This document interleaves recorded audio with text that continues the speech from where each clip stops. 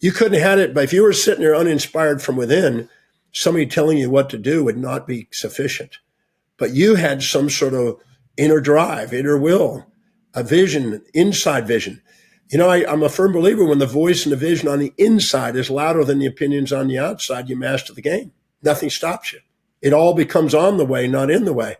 And you take whatever happens to you and you turn it into an opportunity. That's it. My speech impediment and my speaking and my reading, all those became catalyst. I mean, I've read 31,000 books now. So I was told I would never read. I'm 31,000. So I'm a reader every single day.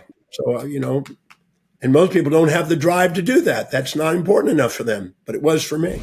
Doctor, welcome to The Point of Impact. It's such an honor to have you on. Well, thank you for having me. I was looking forward to this. Well, I tell you what, I read The Resilient Mind yesterday. I couldn't put it down, so to speak. Thankfully, I didn't. I because of the cochlear implant and Bluetooth connection to my phone, I could listen to it hands free. So I just listened the entire day to the book, and I can't wait to dig into that and so much more of your teachings. But what I thought was it really captured my attention right from the beginning was the fact that you didn't. You had a bit of a breakthrough watershed moment as a teenager. You didn't. You didn't set out. You didn't know right off the bat that you were destined to be an educator, speaker, prolific author. In fact, quite the opposite. Can you tell me a little bit about maybe your early days with the braces and discovering surfing and that kind of stuff? Okay. I was born in 1954, Houston, Texas. I found out that I was about a year old when I was starting to stand up that I had a speech impediment. And I started going to a speech pathologist at about a year and a half for pronunciation and making sounds. So I had to wear buttons and strings in my mouth and make all these little maneuvers. And by the time I was in first grade, I was told that I would never be able to communicate effectively. I also found out in first grade that I had learning dyslexia and difficulties. And I got put in the dunce class because of it. They had dunce classes in those days. And so I was told by my first grade teacher I would never be able to read, never be able to write, not be able to communicate effectively, and not probably go very far, not amount to much. I also was born with a deformity of my arm and leg on the left side. So my arm and leg was turned inward. So as a result, trying to write, I kind of wrote backwards.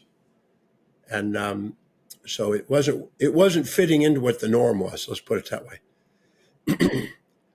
So I made it through school. The only way to make it through school is by asking smart kids, the smartest kids, questions. I'm kind of known for my questions today. So I think that was a catalyst. I'm a firm believer that whatever happens in your life, it's on the way, not in the way. And anything you can't say thank you for is baggage. Anything you can say thank you for is fuel. So I had challenges at the time, but I excelled in sports because once I got out of my braces, I got it into braces at age 4, 1.5 to 4. And then when I got out of braces, all I wanted to do was run. And I got into baseball and surfing. So I left home when my parents moved from Houston, Texas to Richmond, Texas. I left home at 13. And then at 14, I hitchhiked to California and down to Mexico to surf on my own. And 15, I made my way panhandling enough money to fly over to Hawaii. And I lived under a bridge, and then I lived in a park bench, then in a bathroom, then an abandoned car. I kept social climbing until I had my own tent in a jungle. And I was riding big waves on the North Shore until I was 17. And then I had a close brush with nearly dying surfing one day, and I in the recovery of that, I was led to a health food store to recover nutritionally, and to a yoga class to recover physically. And there, as a guest speaker at a yoga class, was Paul C. Bragg. And Paul C. Bragg was a guy who initiated Jack LaLanne's career and impacted Steve Jobs and even Donald Trump and Gloria Swanson and many other. I mean, there's about 40 people in the world that's been impacted by this man. And he impacted my life one night, 1 hour, doing a presentation. And as a result of his talk, I had a belief that maybe, just maybe, if I worked at it and I followed his instructions, I could overcome my learning problems and someday be able to read and write properly and speak properly. It was the first time, really, since I was alive, that I thought maybe that could be done. And with the help of determination, I guess you could say it, a slow process, that was able to be accomplished. I first flew back to California, hitchhiked back to Texas to see my parents when I was 18. I took a GED and guessed and passed that thing, just guessing. And then I tried to go back to school, and the very first class I took, I ended up failing. I got a 27. And I almost gave up on my dream to try to learn how to be intelligent. And my mom saw me crying on the living room floor, and because I had failed that test. And all I could hear is my first grade teacher talking in my head that, he'll never read, he'll never write, he'll never communicate, never amount to thing, never go very far in life. And my mom said to me something that shifted it. She said, son, whether you become a great teacher and travel the world like you dream, whether you return to Hawaii and ride giant waves, or you return to the streets and panhandle as you've done, I just want to let you know that your father and I are going to love you no matter what you do. And when she said that, my hand went into a fist, and I said to myself, I saw a vision that I saw the night I met Paul Bragg of standing in front of 1 million people speaking. And I said, I'm going to master this thing called reading, studying, and learning. I'm going to master this thing called teaching, healing, and philosophy.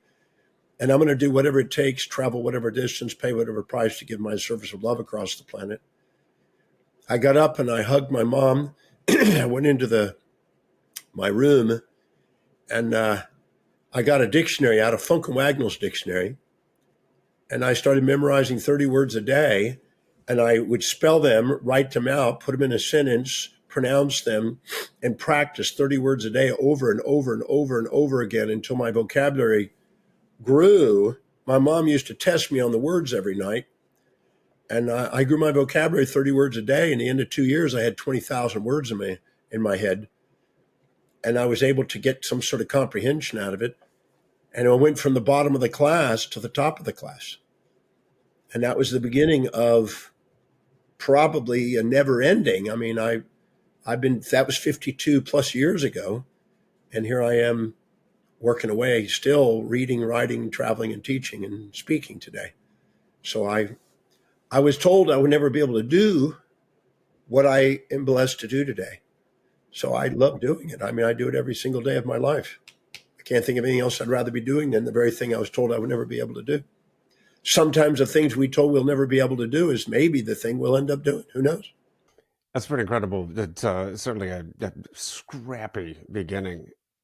Uh, in fact, it's kind of reminiscent of Jim Quick's childhood, though he started with actual brain injury. My father has dyslexia, but he types faster than me with like 2 3 fingers, uh, and I'm using all 10 of my digits. My brother was born with a learning difficulty. I was never tested, but I believe I suffered from severe adolescent uh, boredom. Just I think that's technically, or I think that's what ADD, ADHD really is. um, today, but that's a whole nother avenue of discussion. What I'm curious about, though, is that transformation. The Paul C. Bragg and what he told you to lead you to believe that there was something possible that you could learn maybe in a different way, and then that transformation from being able to learn to being able to teach what you learn. Well, he said many things, but the ones that stuck in my head the most was he said that we have a body, we have a mind, and we have a soul.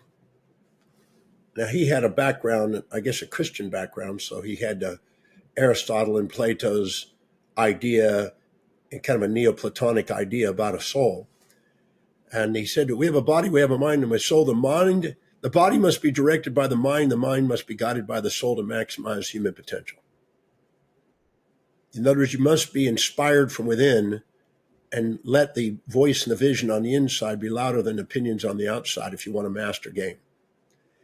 Then he said that what we think about, what we visualize, what we affirm, what we feel, what we write about, what we act upon impacts our destiny. And we can control those. We can take command of those. And we can change the trajectory of our life. And then he said, you want to set goals for yourself, your family, your community, your city, your state, your nation, your world, and beyond for 100, 120 years. Well, these are just some of the things he mentioned. And he talked to us about the 7 doctors, drinking fresh water, breathing really quality air, getting a little bit of sunshine, eating quality foods, feeding your mind with inspirational ideas every day, exercising and walking, and just the basics of life that were common sense that I just started to incorporate. I started doing what he said. And that led me to go to a health food store and pick up my first book, Chico's Organic Gardening in You. The only reason I picked up that book is because the guy on the cover looked like me, and I thought if that sucker could write the book, I bet I could read it. But I started feeding my mind with different information. And Paul Bragg gave me a little affirmation because I told him I didn't know how to read and I had a speech impediment and stuff. And he said, that's not a problem, young man. That's a catalyst. So he said, say to yourself every single day that I'm a genius and I apply my wisdom. Well, I didn't even know what a genius was when he said it, but I just started saying it. He said, if you said this every single day, sooner or later the cells of your body will tingle with it, so will the world. Well, I've never missed a day in 52 years saying that. And a genius is one that lets the voice and the vision on the inside be stronger than the opinions on the outside. So you can walk an individual pathway instead of a collective conformity. Because otherwise you'll be average instead of extraordinary. So I just followed what he said. I just did what he told me to do. And I can't say I did that with everybody. I mentored under some surf leaders, and I was a pretty good surfer. Got into some surf movies and magazines and books. But I really didn't think I was going to ever be intelligent till the night I met him. And that led me to be determined that I'm not going to let anything stop me from now on. I'm going to grow my vocabulary. I'm going to practice my speech until it's clear. And slowly but surely, it wasn't overnight. It was a slow, steady, progressive. I mean, if I was to take an audio recording of my presentations that I started at 18 to 20, it would make everybody fall out of their chair laughing. But I didn't care. Anybody that would listen to me, I just would pull together and let's go for it. I'd speak. And I had people coming in at the Wharton Junior College and at the University of Houston. I used to have 125, 150, sometimes 400 people a day coming and gathering around out under the trees. And I was reading and sharing whatever I could with whoever would listen.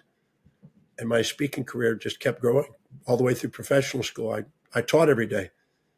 And I just learned that if I practice something, you get greater at it. It's practice, perfects things over time. So now I'm still speaking 300 times a year, still doing the podcasts, probably 250 to 300 of those a year. I take advantage of every opportunity to read, write, and speak, and do interviews, because I feel like that was my challenge and yet my gift at the same time in my life. That seems to be a recurring theme in your writings about uh, perception and your affirmations, visualization, and uh, alignment with your values. So you have an exercise in yeah, I suppose you do this in your workshops, and you have it on your website about defining your values. And this is what I suppose are some of the first steps in finding alignment in your life. So how is your values exercise? How did you develop that? And how can others determine their own values? Well, when I was 23 and I entered into professional school, I just finished the University of Houston. I asked myself, why do some people walk their talk and some people limp their life? Why do some people do what they say and others don't? And I was curious, what is it that drives human beings, intrinsically or extrinsically? And this led me to the study of axiology, which is a study of values and worth. And when I started to study that, I found there were two types. And this goes back to a Scottish philosopher, um, David Hume. David Hume mentioned that there's is and there's ought. There are our values that are actually intrinsic, and then there are the values we think it ought to be. Now, Hartman said that there is non-derivative and derivative values. The non-derivative are ones that are intrinsic, and the derivative values are the ones that are extrinsic. Extrinsic means coming from outside sources. So I thought that when people are intrinsically driven, they're going to be more efficient and effective at achieving than if they're having to be motivated all the time. See, I don't need to be motivated to teach, research, write, and travel. I might need to be motivated to cook or drive. I haven't cooked since I was 24, and I haven't driven since I was about 35 years ago or so. Because I learned that if I fill my day with things that are really high in priority, my self-worth goes up. If I do things low in priority, it goes down. So I realized that I better stick to my core competence, the thing that I'm intrinsically driven to do, which is learn and teach and share ideas. But I wanted to know how do we determine intrinsic values? And so I started creating a set of criteria that would be more objective about what a person lives instead of what people say they do. Because if you ask people, how many of you would like to be financially independent? Everybody put their hand up, but only 1% actually accomplish it. So what they say they want and what they actually do are two different things. So I had to differentiate between what people assumed, that they were trying to conform and try to fit in and trying to say what they think it should be, and ones that were really lived by. I found out that there were 13 value determinants that gave me a good indication of this. One was how you fill your space. Things that are really important to you, you keep close to you. And things that aren't, you discard. So the proximal and the distal, I call it, the close and the distant. When something's really important to you, you keep it close to you. If somebody's really close to you, you keep them close to you. If they're not important to you, you discard them. And so the first one is, what do you fill your intimate and personal space with most? And what's the most significant item you keep around you? Now, today, a lot of people keep their computer around and their iPhone around. But then you look at what exactly these items are used for. Okay, in my case, it's teaching or it's researching. Then I look at how much time you spend. You find time, make time, spend time on things that are important to you, but you don't want to spend time and don't have time and run out of time for things that aren't. So I make time for doing teaching, but I run out of time for other stuff. I'm not a big socialite kind of guy, but I'll socialize if it's going to help me out there teaching, kind of thing. But then the third one is what energizes you. When you're doing what's high in your values, your mitochondria fire. When you're not, your energy goes down. Your reticular activating system turns on or off according to what is meaningful and what's not. So I look at what energizes you. So what do you fill your space with? What do you spend your time on? What energizes you the most? These are things that I'm looking for. The next one is what you spend your money on. You find money, make money, and spend money on things that are important to you, but you run out of money, don't want to spend money, and are stingy when it comes to things that aren't important. So all four of those will all point in the same direction. They'll point to what is important to you.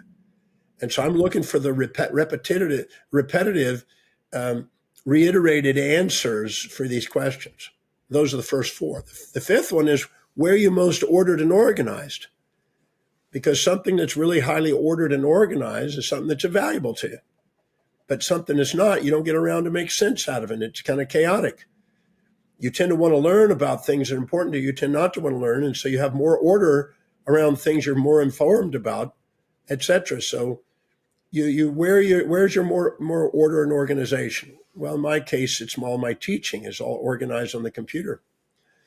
And the next one is where you're most disciplined, reliable, and focused. You're reliable and disciplined and focused on the thing that's important to you. You can count on me to be teaching. You can count on me to be researching. You can't count on me to be socializing, partying, and driving cars or cooking. But you can count on me to be teaching and researching. So I look at what your life demonstrates, because your life demonstrates your values. What does your life demonstrate? Not what are you hoping, not what are you wishing, not what you think it should be, not what it used to be, not what do you hope it will be, but what is it? What is, not what ought to be. And then I look at what you think about, what you visualize, and what you internally dialogue to yourself about how you would love your life to be that shows evidence of coming true. Because something that's high in your values, you'll get evidence. You won't stop till you get it done. So I have evidence in my life that I want to teach. I have evidence that I want to research. I have evidence that I want to travel. So I look at where the evidence is. The evidence is louder than the words. And then I look at what you want to converse with other people about. What do you bring conversations to? And if people talk about it, you come alive and engaged. And if they don't, they talk about something else, you disengage. What is it you get engaged in conversation? What do you keep bringing the conversation to? Some people come up to you and say, how's your kids? How's your golf game? How's your business? How's your finance? How's your health? Whatever they want to talk about is obviously important to them. So they'll engage in conversation. What do you want to converse about most? The next one is what inspires you and brings tears to your eyes. A tear of inspiration is sort of like a gamma synchronicity in the brain, and it's a confirmation of authenticity. And when we get a tear, we know we better listen. A tear, not of sorrow, not of happiness, but a tear of inspiration, where we just know that we know that we know there's something meaningful in this moment. I'm sure as you've read or you've listened to audios or whatever, you've come across, moments like that, and you got tears in your eyes. You couldn't stop it. It just came pouring out of you. You just knew there was something deeply meaningful that was meant for you at that moment. And they're synchronous. And then I look at what is it that you have that's consistent, persistent as goals that are showing evidence of coming true. I had said 17, I wanted to travel the world. And 17, I wanted to become intelligent. 17, I wanted to learn how to teach properly. And I wanted to be able to read and write properly. Well, my life has evidence that those are the things that were important because I stayed with it. If there's nothing, if you're not persevering, you're not determined to go after it, it's not really important to you. If you need to be motivated from the outside to do what you say is important, what you say is important isn't important. You don't need motivation. I don't need motivation for what's important. I might need motivation to get me to do things that I don't think are important, but not for things that are important. And anything I require motivation to do, I delegate to somebody else who would absolutely love to do that so I can get on to doing what my core competence is and let them do what theirs is. And the last one is, what do you spontaneously want to read, study, learn about, and feed your mind? What do you want to feed with food for thought? If we go to a bookstore, we used to go to bookstores and there was a certain area we went to. And if we go online, there's a certain thing we look up in search and Google, and we look at what is it that we want to feed our mind. And all of these answers, if you're honest, will reiterate a similar pattern. And if you write 3 answers for each of these questions and you have 39 answers, and you look at which one showed up most frequent, second most, and third most frequent, it'll reveal what your life demonstrates. If you're honest with the answers, it'll give you a real revelation about what's really important to you. And most people, when they do this, they go, my God, that's not really what I thought it would be, because they have these inculcated, injected values from outer authorities that they're subordinating to, and they're confusing and clouding the clarity of what they're really called to do. And that creates some confusion. And therefore, they end up not having confidence in themselves. But the second they are congruent and aligned with what they value most, their confidence goes up, and their adrenaline, they get going, they take off. There's, in the prefrontal cortex, there's a spontaneous action potential that fires when we're authentic. We do not require extrinsic evoked potentials or stimulus from the outside to get us to move. And that's that. McGregor in 1960 from MIT did a study and showed that these are engaged individuals that are intrinsically driven. He called them theory Y people. And these people are unstoppable. They build incremental momentum towards greatness, and they do amazing things because they're living congruently with who they are. Their ontological identity revolves around what they value most, and they're now living congruently with that, and therefore they are rewarded. I really believe that our physiology, psychology, sociology rewards us when we're authentic, and our authentic expression is what we value most. You mentioned not needing motivation. In fact, I think you wrote that motivation was a sign of a non-resilient mind. But there's maybe some nuance between motivation and inspiration. Yes. Can you tell me what the difference is? Yes. I define inspiration as an intrinsic drive, and motivation is an extrinsic. I'll use the analogy of a kid who likes video games. You don't have a mother that says, now, Johnny, stop doing your homework and do that darn video game. The child's spontaneously inspired to do the video game. It identifies itself as a video master, but you're going to have to motivate it with reward and punishment to get the chores, homework, and cleaning the room. So you'll say to Johnny, now, you can't play your video game until you get your homework done. When you get your homework done, you can play. So you'll be punished by not getting to play the video games until your homework's done, and you'll be rewarded once your homework's done. So you're using an extrinsic motivation to try to, on top of an intrinsic drive, which is doing the video games. But the intrinsic drive is spontaneous. He doesn't need to be motivated from external purposes to do that. And many people are going through life and living in needs of external motivation, and their need to be pushed uphill all the time instead of having an intrinsic drive. And inspiration is intrinsic and motivation is extrinsic. Some people call intrinsic motivation inspiration. That's all. They just give it that term. But I've been observing that since I was 23 and watching the people who excelled versus the people who are constantly running up into snags and obstacles. And the reason why we run into snags and we need motivation, outside motivation, is because we're trying to be somebody we're not. We're trying to do something that other people want us to do instead of being who we are. I was just having a meeting last night with 2 lovely gentlemen I met at the club lounge at this hotel I'm at. And he says they do motivational presentations. And I kind of resonated with him and chatted with him. I'm not a motivational speaker. I try to find out what intrinsically drives people and help them discover that so they don't require motivation. But these guys were trying to use rhetorical persuasion, as kind of a sophistry, if you will, on the clients in their audience in order to get them to purchase the product they were doing. So they were sales guys. And I'm not the greatest sales guy. I'm an educator, but I sell a little bit on the side, but it's not my focus. I'm more of an educator. But these guys, they have to make a living through sales. So they have to make sure that those people are persuaded to buy that product or they're out of business. I'm not in that situation so much, but it was interesting. I said, how many people buy back after the cooling period, 2 or 3 days later? Do they ever ask for their money back? He says, yeah, we get quite a bit of that. I said, that's because you transiently motivated them and gave them pleasure of buying your product and pain if they don't.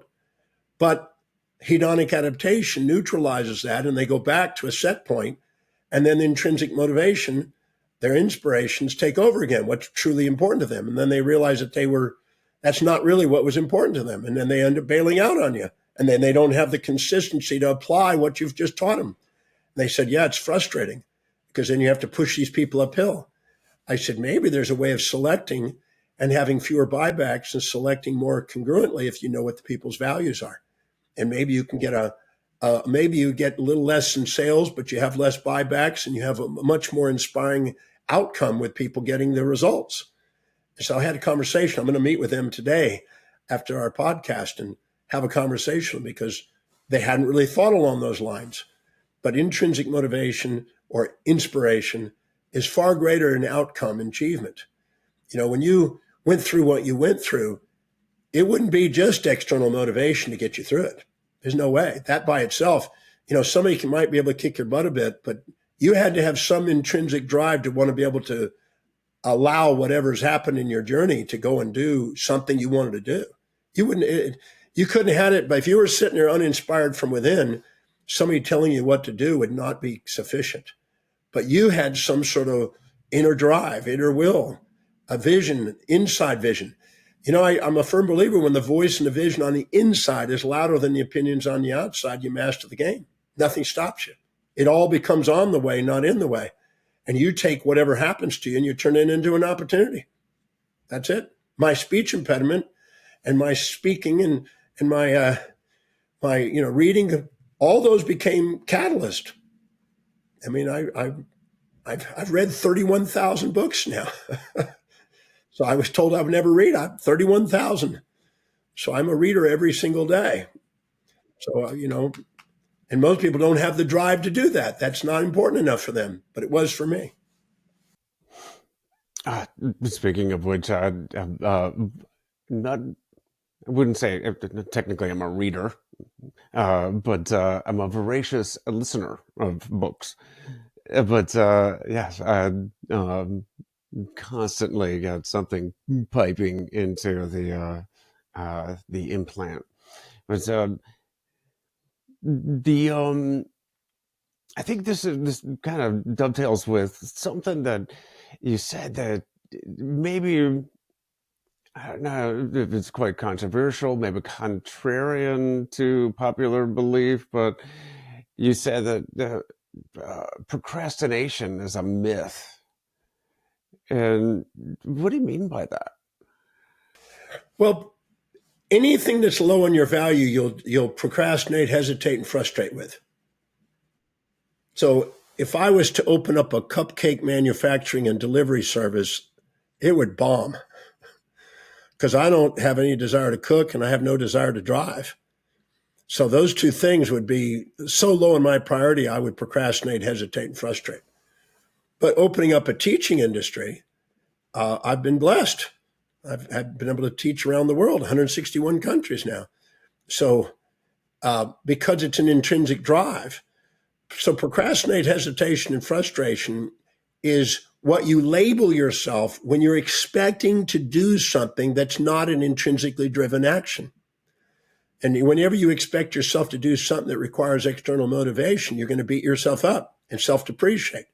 So it's actually a feedback mechanism, a guidance away from what's not important and things to delegate. There are some things that I'm not great at and some things I've got some skill in.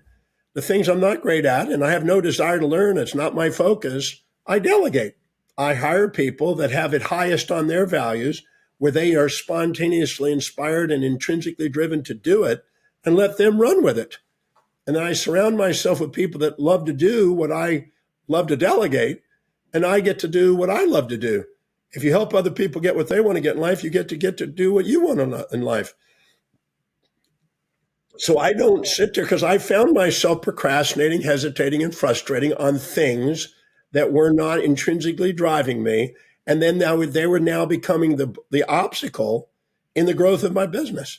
So I just surrounded myself with people that loved doing what I didn't love doing and gave them, the freedom to have a job. And I extracted surplus labor value out of their service. And I got to do what I love doing, which is more valuable per hour. And we both grew. We both got to heaven. And I learned to delegate at age 27. I'm 71 almost now. So I've been doing it a long time, and I've liberated myself in so many ways. And life is pretty amazing when you get to do what you love every day. When you can't wait to get up and tap dance to work, as Buffett says, you get liberated. So if I procrastinate on something, it's because it's not really high in my values. And I use that as a tool to know what to delegate. If I need any external motivation to do something, I'll hire somebody to do it. And some people say, well, yeah, because you're financially free or whatever, you can do that. No, I became financially free because I did it. After these messages, we'll be right back. I'd like to thank the sponsor of this episode, Extraordinary Delights, EODfudge.com. Extraordinary Delights is a disabled veteran, family-owned small business making handcrafted fudge and other sweet treats for the chocolate-loving patriots just like you. Go to EODfudge.com and check out some of our delicious flavors like triple threat chocolate with or without walnuts, mint dark chocolate, strawberry and creamy white chocolate, or my personal favorite, American Pick-Me-Up, an all-American version of tiramisu. While you're there, go to the apparel store and check out our awesome t-shirts, polos, and the baddest tactical apron on the market.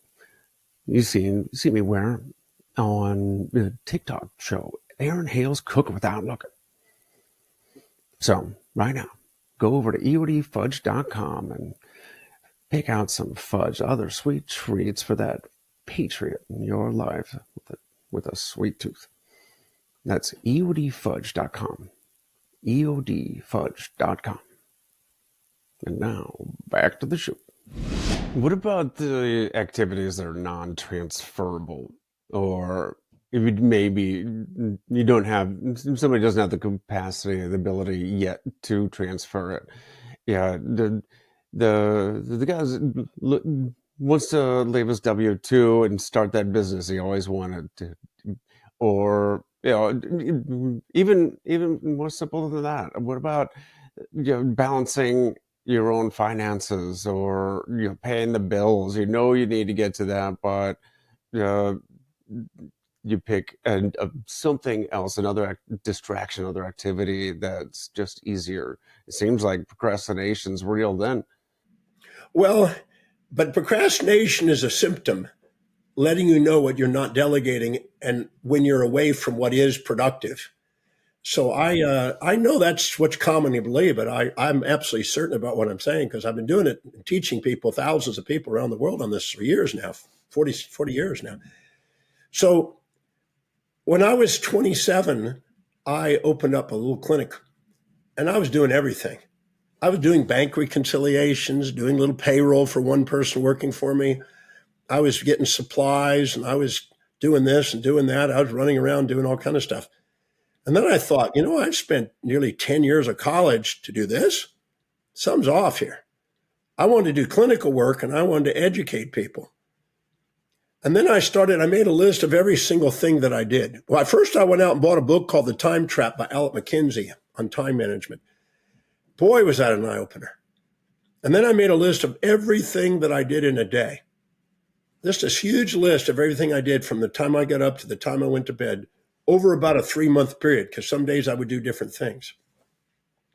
And I took an honest view of what I actually did with my time. And it was shocking. As I was making that list, I was thinking in my head, I'm majoring in minors and minoring in majors here. I'm not putting my energy into the most important things, and I'm filling up my time with a bunch of stuff that's weighing me down. And I had to be honest about it. It was really blatant when I looked at that list. And I didn't write down broad generalities. I brought very specific actions I was doing each day. When I got through that list, which is multiple pages, because I was doing a lot of stuff, I was doing it all myself. First, you first open a business, you think you got to do it all. And then I put a second column next to it of a 6-column question. And the second one is, how much does it produce per hour? What exactly is the productivity per hour? How many dollars does it generate doing that activity? Now, I'm measuring dollars because that tells me I'm doing something that somebody's valuing enough that's serving some other client that's willing to pay me. And if I'm not doing anything that's serving anybody, I'm out of business. So I'm looking at what is it that I'm doing that actually produces an income. And I went through that entire list and I put the dollar value of what it did per hour. And I had to extrapolate it the best I could. And some of them were estimates. But I then realized when I got through with that the most productive thing for me to be doing is standing in front of a group of people and sharing ideas and inspiring them to join me in what I'm up to. And the second was the clinical application with the clients. And I realized that here I was going to school for all these years, but the thing that I was trained to do is not the most productive thing. Standing up and sharing a message with an audience, a larger and ever larger audience, was way more productive dollar-wise. And I realized I put things, and I also found out that there were a whole lot of things I was doing that was generating nothing. And every time I'm doing that, I'm making zero. I'm devaluing my time and diluting my potential. And so I made that list and I reprioritized that list according to what was most productive to least productive. I also started to charge for some of my time because I realized this is crazy. Why am I not charging for my time?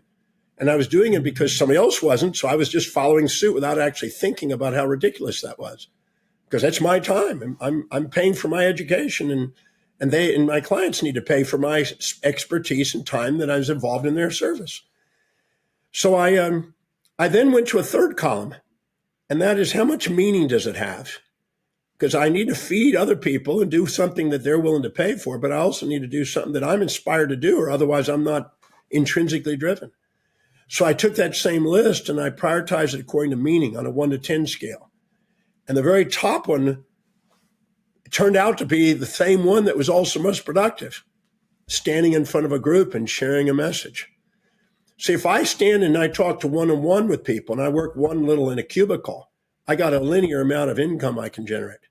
But if I can stand in front of 60 people or 600 people or 6,000 people, I can leverage myself and I can generate way more income.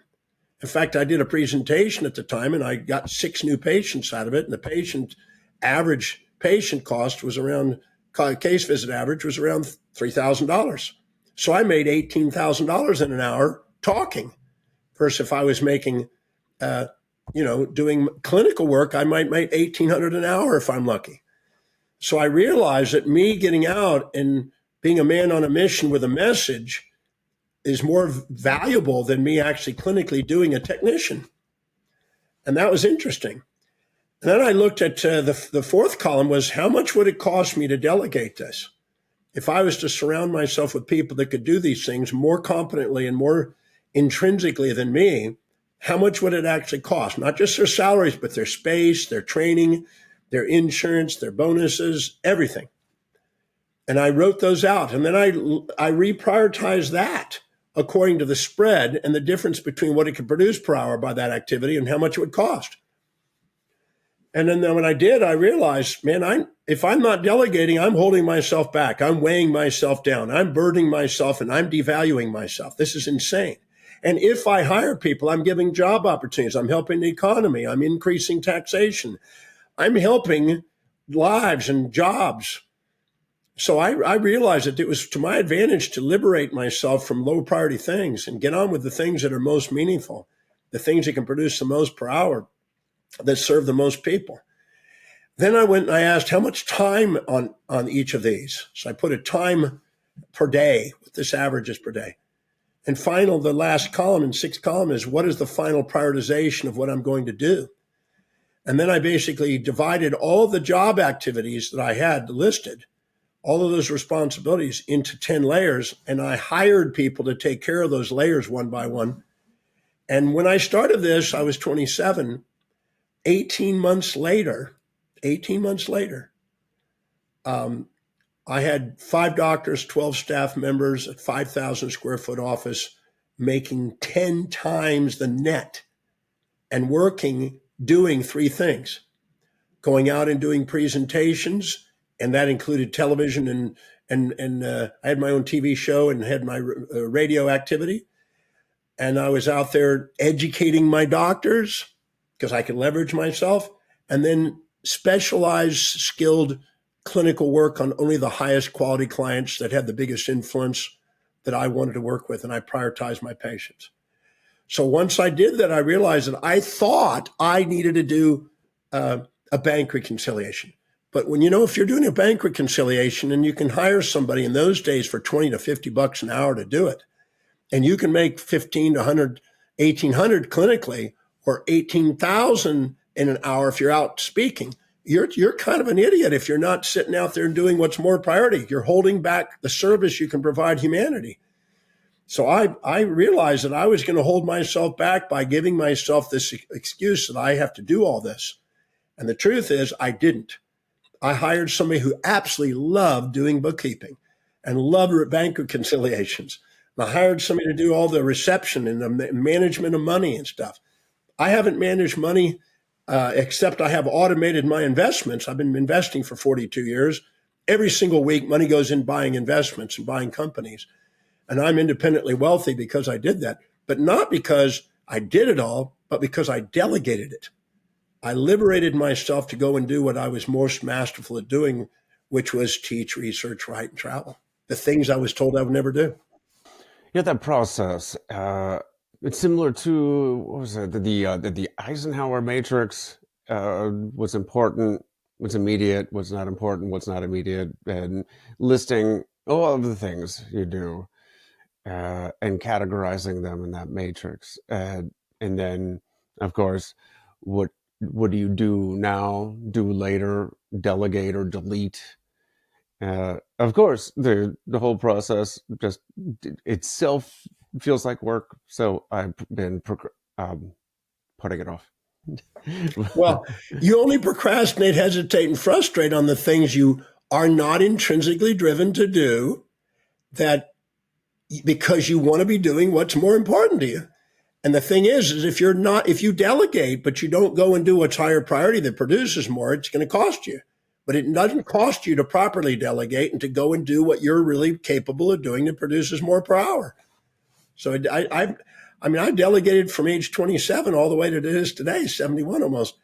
And it's made me hundreds of millions of dollars because of that. So all I can say is that it costs to surround yourself with people who love to do what you love to delegate.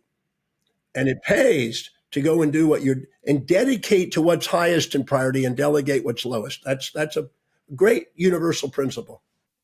Well, I've heard people say, that they're not, they don't have housekeepers because they're rich. They're rich because they have housekeepers.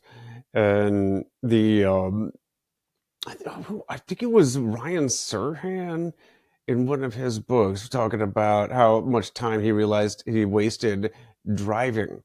So he hired a driver so that I haven't driven in 35 years because I realized you got to have stop and think about this. The average person goes and buys a home, and the average home, depending on the country, could be $500,000, $250,000 to $500,000 to $1 million, depending on the country. Mm-hmm. Let's say you get $1 million home. 250,000 of that million is in garage space and closet space and pantry space. And what you fill that thing up with is things that go down in value, depreciables, consumables that go down in value. So you're spending $250,000 and over a 30-year period, when you pay that off, that's $750,000 you paid to store stuff that goes down in value. And people say, I can't get ahead. And I go, well, if you live that way, you can't.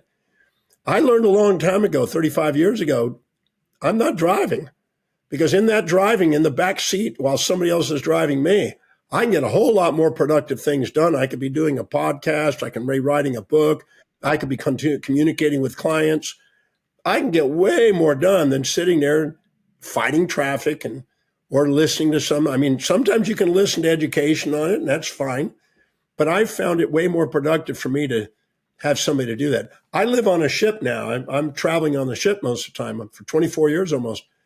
And so I have everything delegated out. I have somebody I got my pilot and I've got my captain and I got everybody doing everything. So I can focus on teach, research, write, and travel. That's it. So I don't drive. I take care. I have people taking care of all that. And people say, well, yeah, that's easy for you to say. But the real truth is I learned to delegate and I'm able to live that way because I did that. And I realize that if I'm caring enough about humanity to find a need in humanity to serve with what is meaningful that my skill is, then there's no limit on what we can live and how we can live in this life. There's no limit on the service we can provide. Of course, people can't automatically hire an entire team to drive or fly you or whatever around, so you can spend 24 hours a day entirely in the activities that you They love doing. most need to do. But they can start carving out a few minutes here and there, delegating a little at a time. Yes, little at a time. It took me 18 months to go from doing it all to doing what I loved. That's all. It wasn't huge rocket science. Anybody can do it. I've taught thousands of people how to do that. And, some at different degrees or another, they have their excuses. But the Time Track by Al McKinsey, the book, showed all the excuses people come up with and why they can't. It's all BS. There's absolutely no reason why we can't live an inspired life. We are just choosing not to because we have all our arguments. We're arguing for limitations and we're letting our limitations block us. And a lot of them have something to do with what would people think.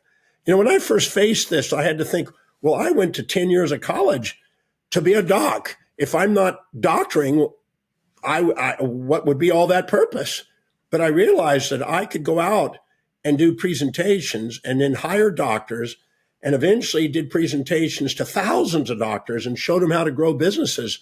And I was calculating that I was influencing 3 million people a month through all the doctors I was serving. That's way more than I could ever do in my own practice. I would be lucky to have 100 new patients a month and lucky to do 50,000 people in my entire life after 40 years. I was doing 3 million a month by serving thousands of doctors and educating them over time.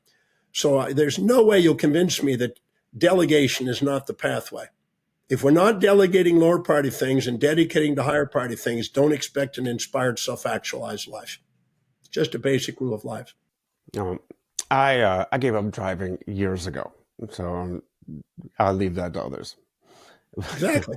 And you got way more things more important to do than sitting there thinking about who's going to hit you in the traffic or how do you get through this next street light or something. That's crazy stuff. Plus, it's just, for me, it's just safer for everyone. Uh, but I do know that I've heard of the real estate agents running teams would literally have the whole team in the car with them as somebody drove, so they could have their team meeting on the way to the office, or doing the sales calls or doing whatever whatever is in your lane.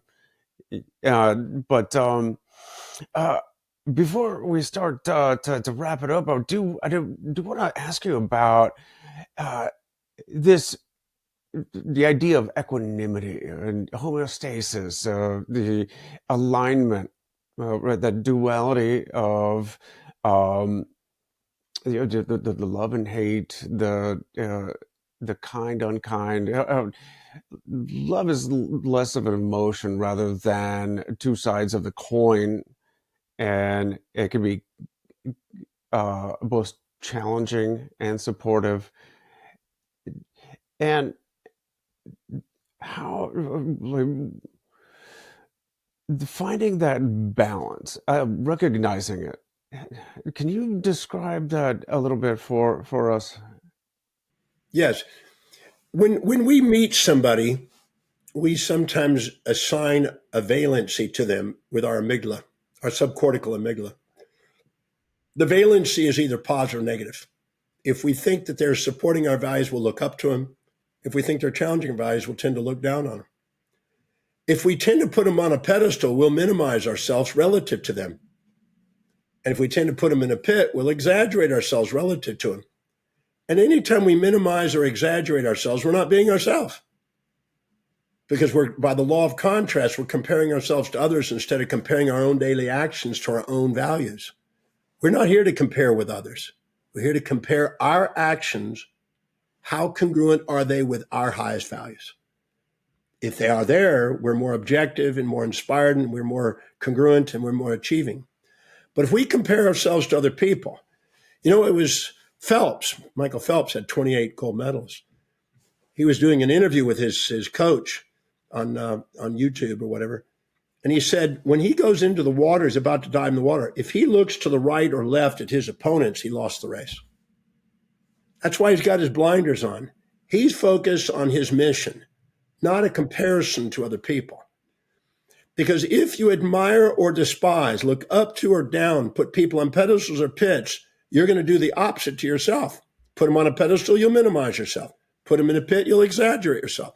Whenever you exaggerate or minimize yourself, you're not authentic. When you're not authentic, you lose power because you're too humble or too proud to admit what you see in others inside you.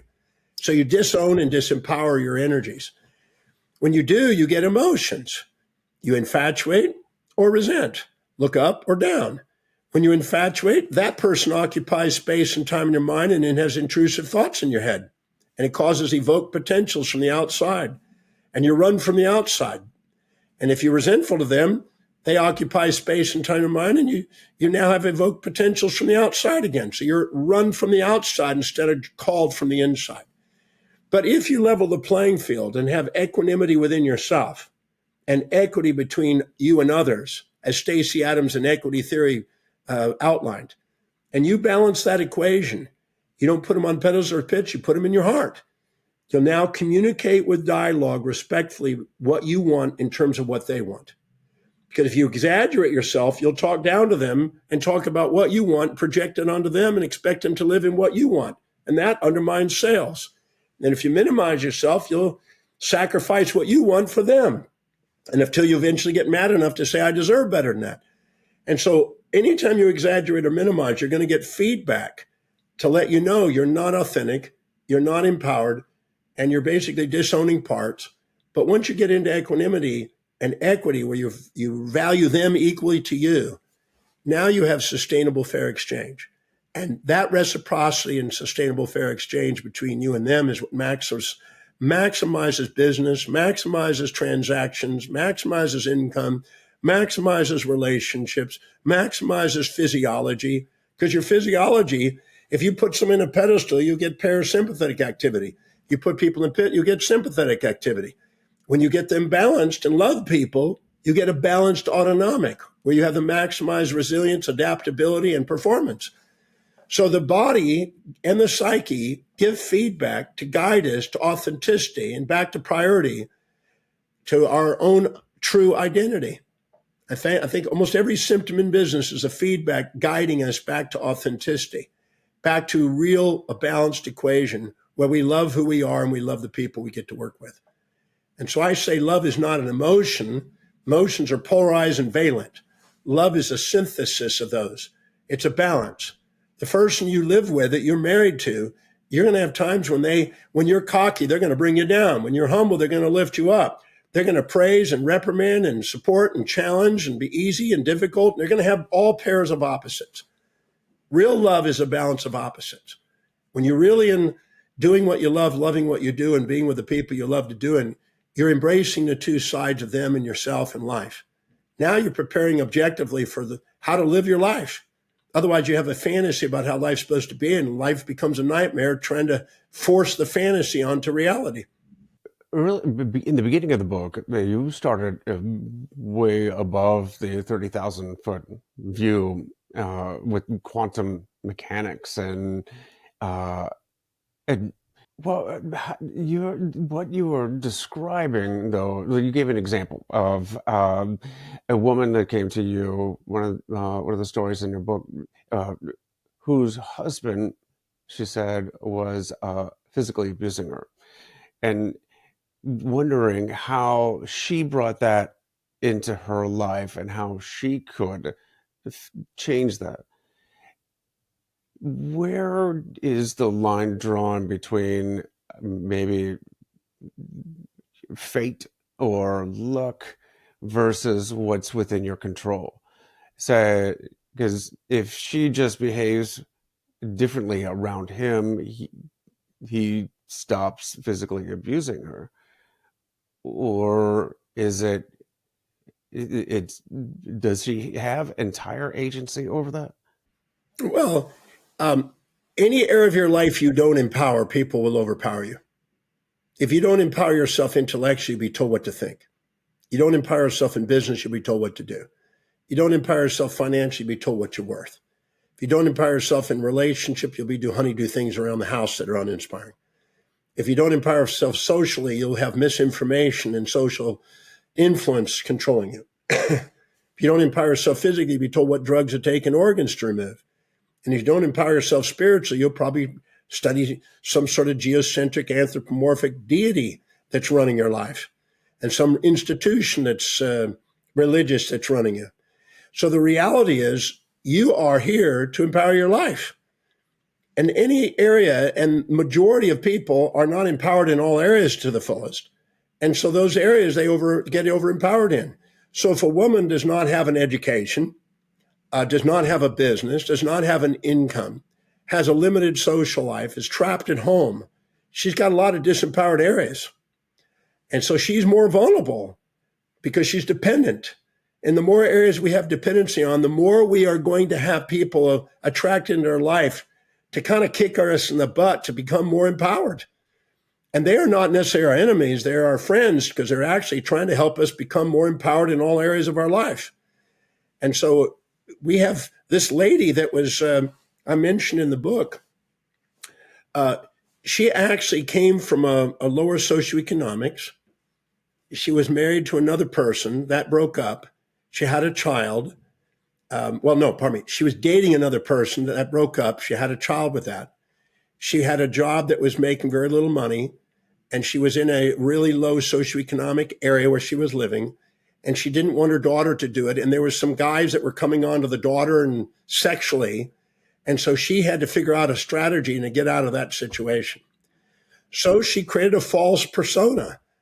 She made up a story about who she was, where she came from, and everything else, and met a guy and kept the story going. And the story was a facade. It wasn't a real story of who she was, but she used it in order to get the guy. Well, the guy was, I guess you could say, a little bit more empowered in some areas and had control over more areas. And so she ended up with a child, came dependent because he now was taking care of finances for her. And so she was doing a little extra work, but she was dependent on him financially. And the child now has a better education, nicer clothes, better schooling, better house. And she wasn't going to walk away from that because in her goal, that was what she wanted for her child.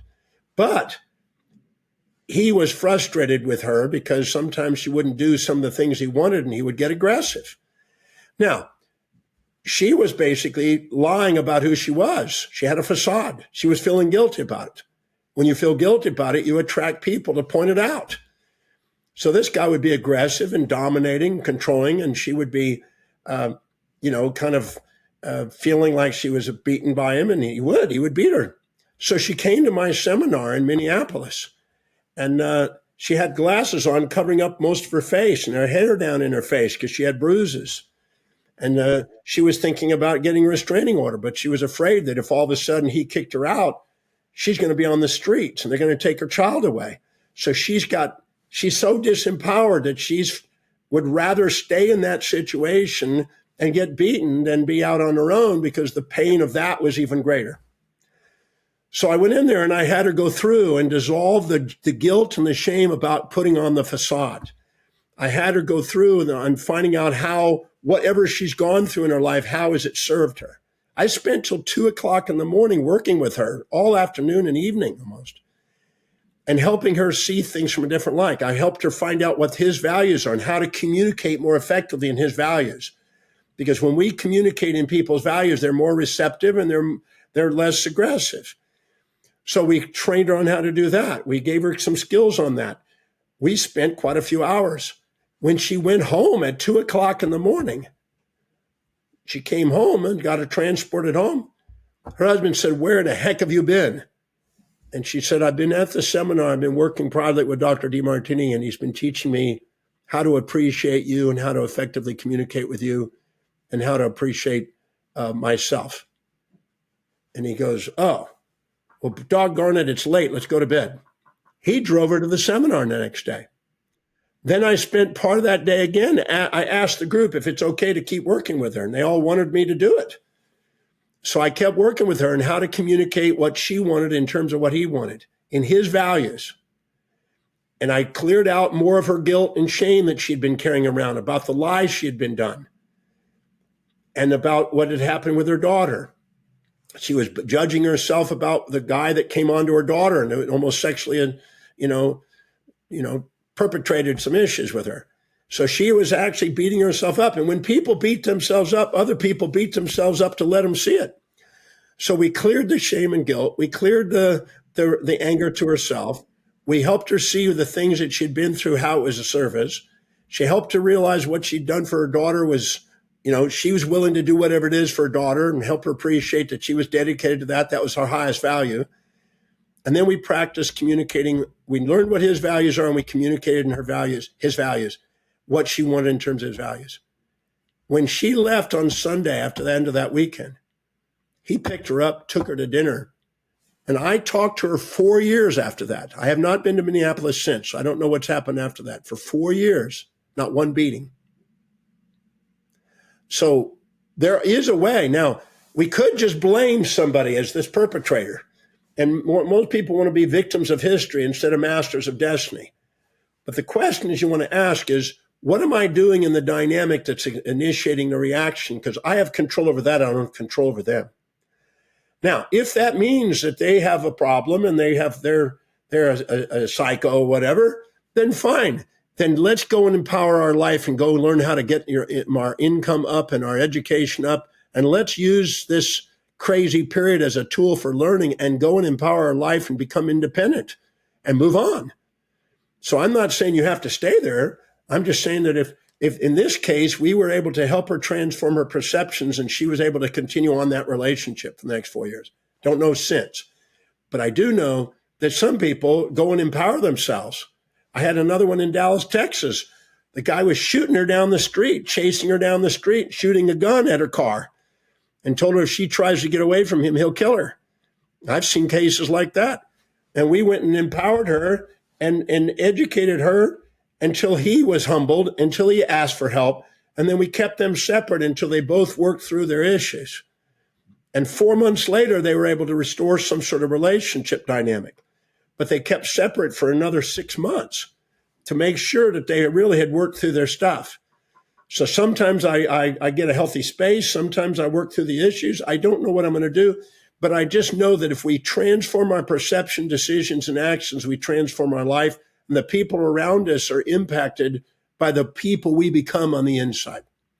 So if we empower all areas of our life, the people around us are not going to try to pull it off as easy. Because if, I learned a long time ago, I had a guy that was bullying me when I was in school. He was the head of a Spanish gang, a Mexican gang. And he was a rough little character. I went out and learned how to do bodybuilding and some boxing and everything else. And one day I punched him until his nose was blooded. And I backed him off.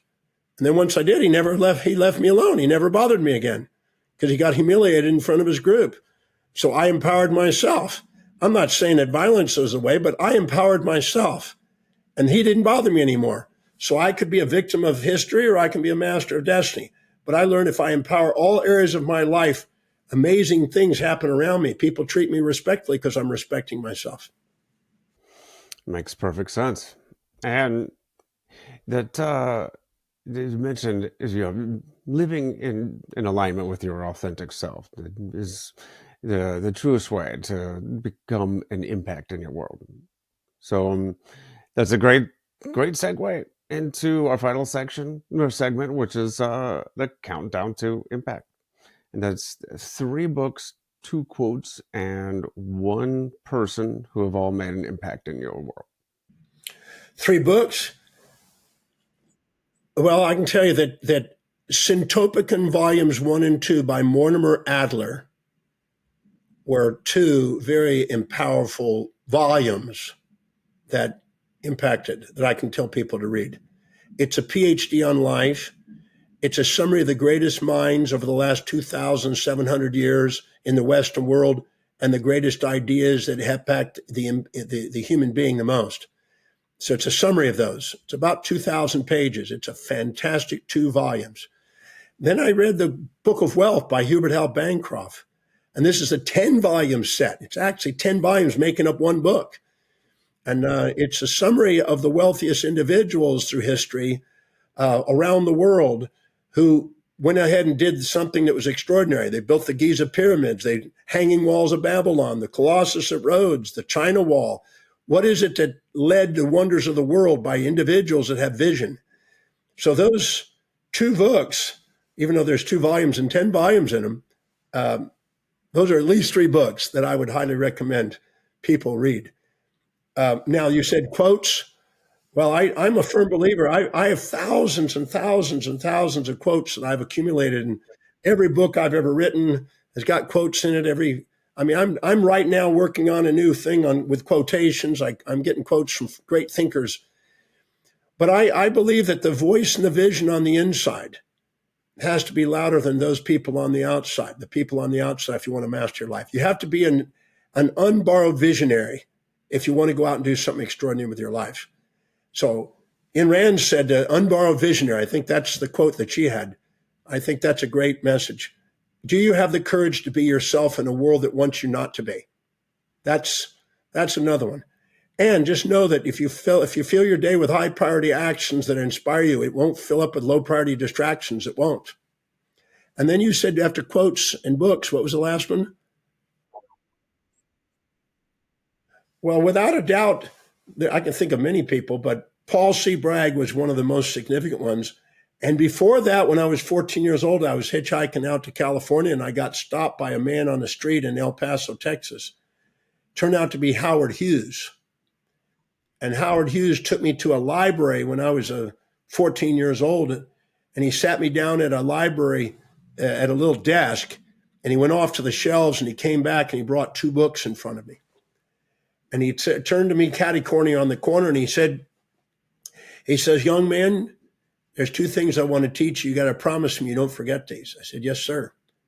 He said, number 1, don't ever judge a book by its cover. It'll fool you.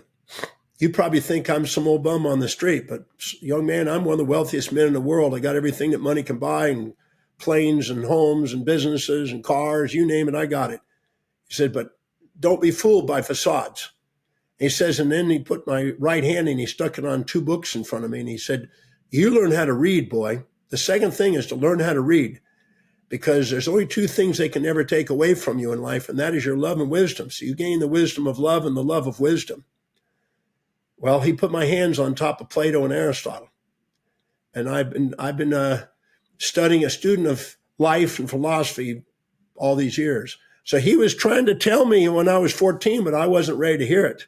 It wasn't until I was 17 that I really got what he was trying to say. And since then, I've got cufflinks on my shirts that say love and wisdom today. And I can say that man had an impact on me. Paul Bragg and Howard Hughes had an impact on me. But I got to meet some amazing people. I've met, thousands of people that have influenced my life, from celebrities to politicians to great thinkers, you name it. I've got the opportunity to meet a lot of great people. But those 2 have had an impact on my life at 14 and 17. That's incredible. Just what a chance encounter. Uh, just amazing. Well, Dr. Demartini, this was such an enlightening conversation. I really appreciate you taking your time. If others want to find out more, where should they go? If they want to find out about me, all they have to do is go online to drdemartini.com, and that will keep them busy for the rest of their life, because my website is full of education, and they can go on there and look at what we're doing around the world, and maybe join me. I have many programs that I teach. The one that's a signature program called the Breakthrough Experience, I've done 1,233 times. They made a new movie out of it. It came out in November. It's got 39 film festival awards. That That's worth looking into. And definitely go and do the value determination. It's free, it's private, it's life-changing. Terrific. Well, sir, thank you very much, and have a great day. Thank you so much. I appreciate your lovely questions.